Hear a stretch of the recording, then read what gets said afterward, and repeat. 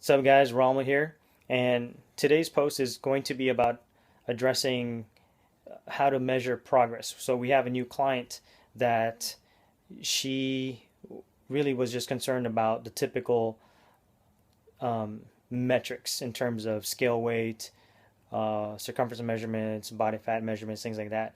So these are times when we want to think outside the box. Stuff like, okay, is can we measure blood pressure?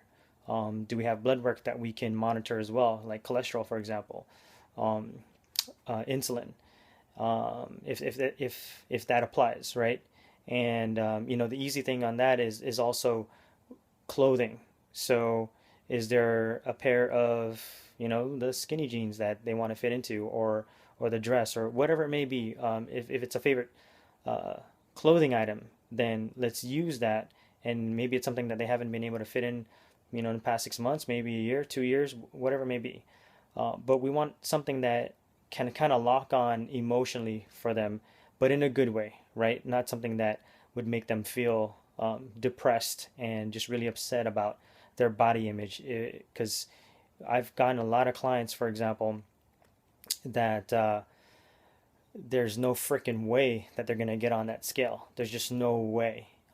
And when I first experienced that with like the first 2 to 4 clients that were doing that, it was new to me. So I was like, oh wow, this is going um, further into a mindset that I personally don't understand, and have brought on some help with that, because I want to make sure that I'm taking care of that client, and thinking outside the box so that they're always comfortable with that process that they're in, right?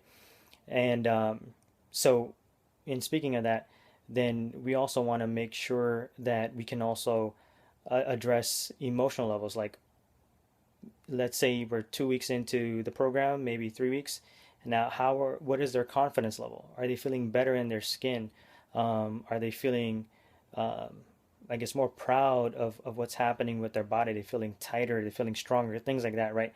So thinking outside the box is definitely going to be key. It doesn't have to be anything um, fancy or um, complicated, I guess, you know, but if we can, I guess if we can definitely tie in it with certain things that are going to help emotionally with that client, then that'd be awesome.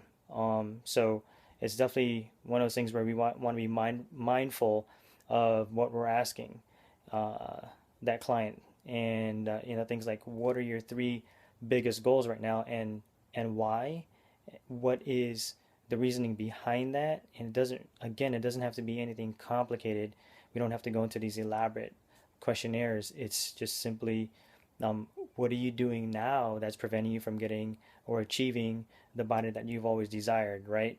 So, whether it's another fit pro listening to this, or a client, if you are a client or a prospect listening to this, then just know that there are other ways that we can measure progress, so that your journey is definitely fun, and you can stick with it for the long term. And I mean, it's just being sustainable is really the key, right? So I hope that helps, and talk to you soon.